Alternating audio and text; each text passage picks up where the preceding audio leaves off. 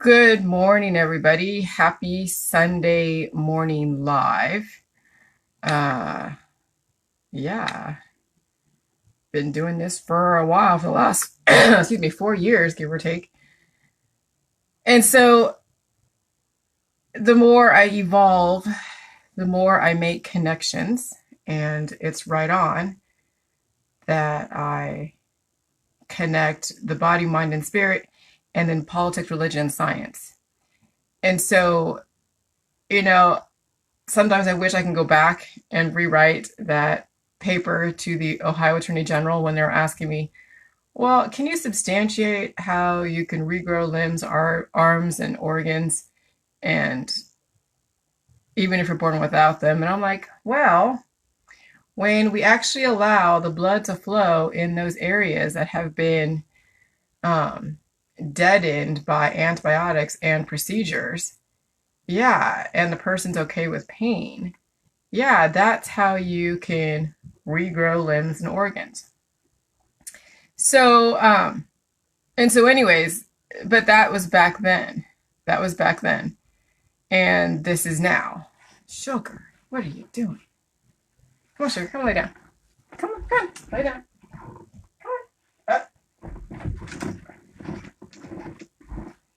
So, that was back then. This is now.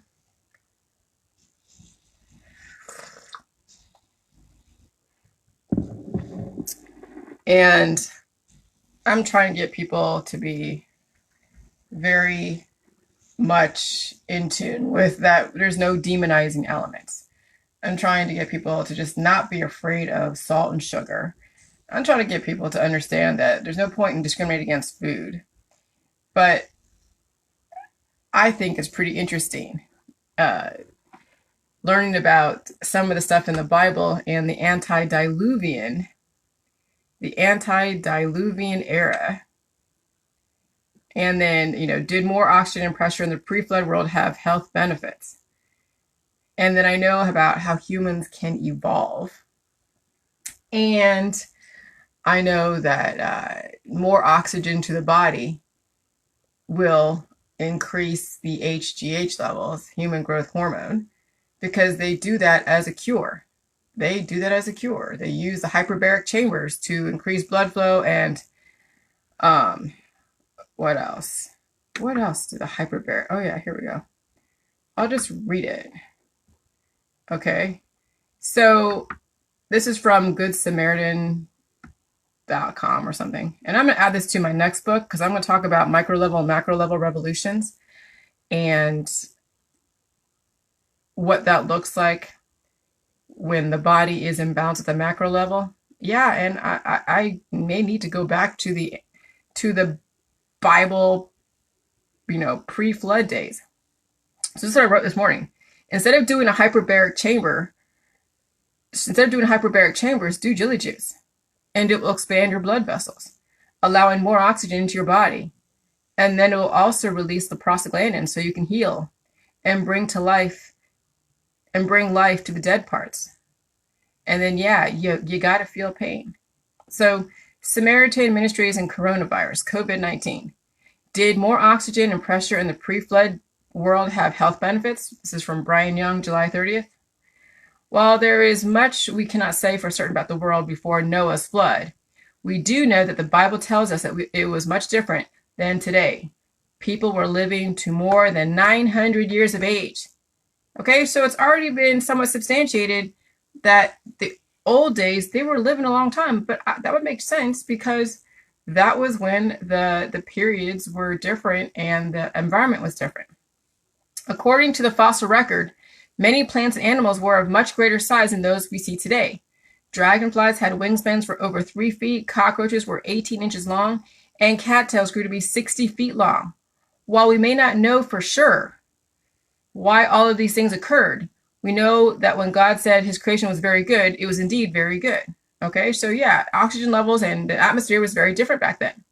Modern scientific discoveries may give us some clues as to why the pre-flood world was so different. Science, so now here you have science and religion merging together. That's why there's no difference between the two. Scientists have discovered air bubbles that have been trapped into fossilized amber tree sap As the tree sap rolled down the side of the tree, it captured the atmosphere in these air bubbles, which then were analyzed, which when analyzed reveals an earlier atmosphere that had about 35% oxygen compared to today's 21%. Wow, a difference in oxygen makes a whole difference. Okay? In addition to the increased oxygen, other studies have suggested that there was a greater air pressure as well. Interesting. Okay. So New Scientist magazine, which comes from an evolutionary perspective, explains. So now he's bringing in evolution to his religious thing. This is interesting. One implication is that the atmospheric pressure of the Earth would have been much greater during the Cretaceous era, when the bubbles formed in the resin.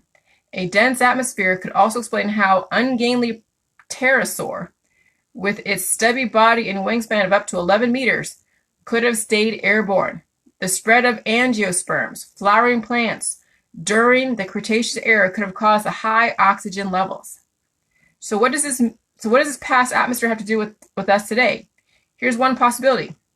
Many doctors are realizing the benefits of something called hyperbaric chambers. Okay? A hyperbaric chamber is a tube-like structure where the oxygen and air pressure are increased, inadvertently recreating an environment similar to what was the pre-flood world could possibly have been like. Hyperbaric chambers are producing some amazing health benefits. So here's the thing. They're going to use stuff from the past to try to deal with your current issues because people have not been adapting to this atmosphere. And when you can't adapt to an atmosphere such as this, really, you're going to have a shortened lifespan. We're living to 100 years because we're able to relatively adapt, but we're on low sodium diets. Like I said, we have predispositions, leaky gut. We're taking antibiotics. Okay. Yeah. It stands to reason why we still have people who are diminutive in structure. The plants and the animals are smaller. Okay. And so what if doing the J juice, yes, expand your blood vessels, you allow more oxygen in, blood will flow to the areas that have been deadened. Now you start healing. Now, how do you create greater air pressure? Well, I don't know how that would work. Okay? So simply just getting more oxygen is not going to turn us into giants. The atmosphere has to change to where there's a lot more air pressure. And I haven't figured out, what if you could do that on your own with the J juice, increasing pressure to become, but I think that you get more oxygen because there's less oxygen in the air that'll keep us living longer and regenerating at the micro level. But as far as air pressure, well, that has to do with the air outside. Unless you're living in a controlled environment where, like a baby doing the J juice in something like the Cretaceous period, how tall could they be? How much bigger would they grow? Okay, that would be something that scientists would be doing on their own, because I don't have a place to put an environment with higher air pressure.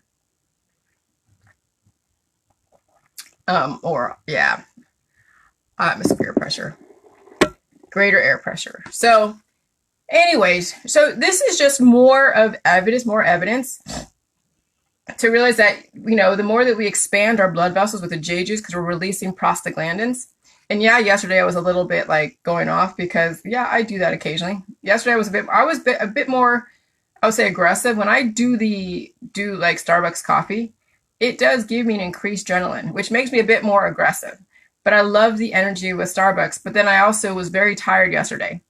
The reason why is because the day before I was drinking a lot of the Starbucks, and it really just had my brain working really fast. And then I was just exhausted yesterday afternoon, but I also was very aggressive the last couple of days. But sometimes I want to be. Sometimes I need that extra because I know I'm trying to solve something. And I'm trying to solve something, I have to increase more of the hormones to my brain.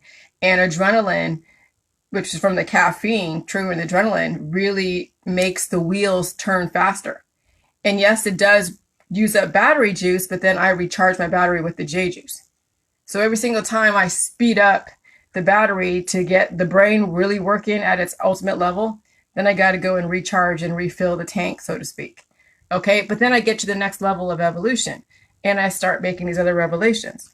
Okay. So, there's a way you can utilize playing with your hormones to your advantage once you get healed and sealed. And so anyway, so yeah, I wanted to talk about the hyperbaric chamber and oxygen levels in the Cretaceous period. But I'm going to take a break today and just be on and off, but not do too long of a Facebook Live because my husband's home and I want to hang out with him. And yeah, and then eventually, yeah, I'm going to write some more, but I really have to add this to my book. So my next book is going to be about micro level revolutions, macro level revolutions. I must bring in something from the Cretaceous period. I need to go and research, air pressure and see how that could even manifest. Could it be man-made?